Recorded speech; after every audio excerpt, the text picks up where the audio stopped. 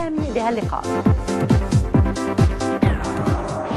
تحية لكل المشاهدين اللي عم يشاهدونا عبر نشرة آخر الأخبار.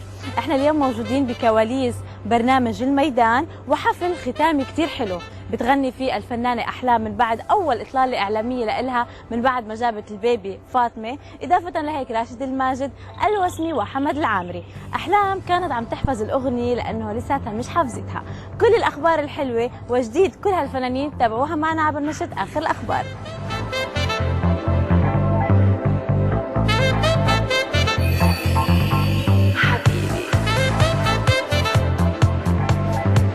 الأغنية وجيبوا لي الأغنية، خدي الأغنية. حبيبي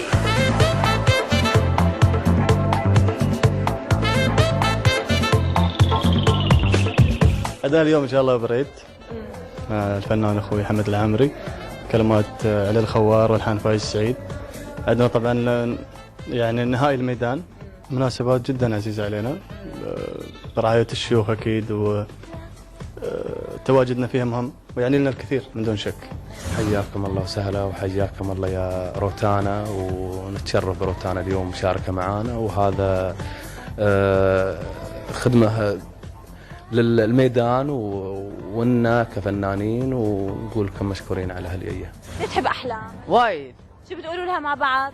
نقولها انحبت وايد. حبك وايد. بدنا نرجع نقول لك أكيد بدورنا ألف ألف مبروك فاطمة، كيف فطوم؟ الحمد لله زينة، الحمد لله الحمد لله. كيف لقيتي جو الأسرة من بعد ما اسم الله صار عندك اثنين؟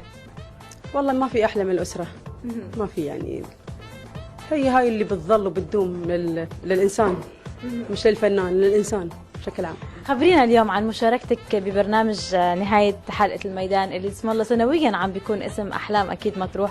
اليوم شو بتقولي؟ والله طبعا أكيد مبسوطة أنا وهذا احتفال. أنا من الناس اللي يشجعون هذا اليولة، ودي أدرب ولدي فاهد كمان على اليولة، أعلمه كيف يرقص بالسلاح. ما بتيولين؟ ها؟ ما بتعملي أنت؟ ما بعرف والله. كيف حتعلمي له فاهد؟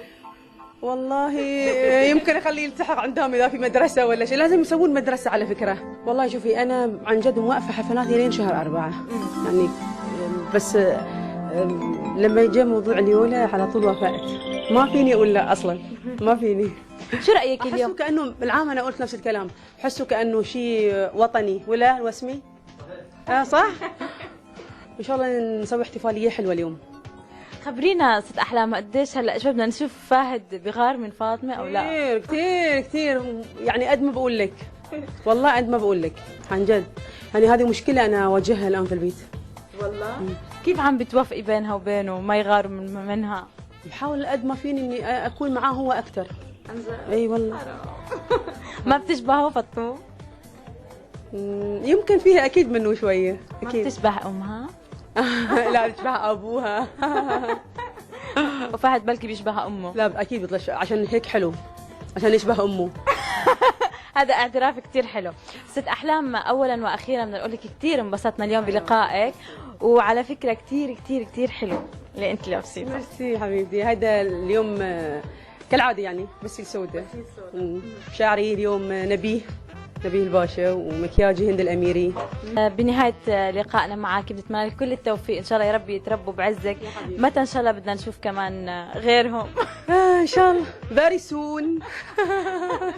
شو بتحبي توجهي كلمة لمشاهدينك اللي زمان ما شافوكي واللي أكيد بس عم بيشوفوكي عبر الفيديو كليبس؟ يلا انت شوفوا فيديو كليب تبعي الأسبوع الجاي أكثر من أول أحبك في روتانا لأول مرة. الله كملت خصامك يا سيدتي شيخة أهاليك، حتى الشجر لف ودعالك الأخير في منه يعاديك. هيك كانت أجواء برنامج الميدان بالحلقة الأخيرة، أكيد بأغاني كتير حلوة غنتها فنانة القديرة أحلام، الوسمي، راشد الماجد، وحمد العامري. هلا احنا عند زيارة أحلام بدنا نقولها باي ونقول لكل المشاهدين باي باي، ونرجع لاستديوهاتنا ببيروت.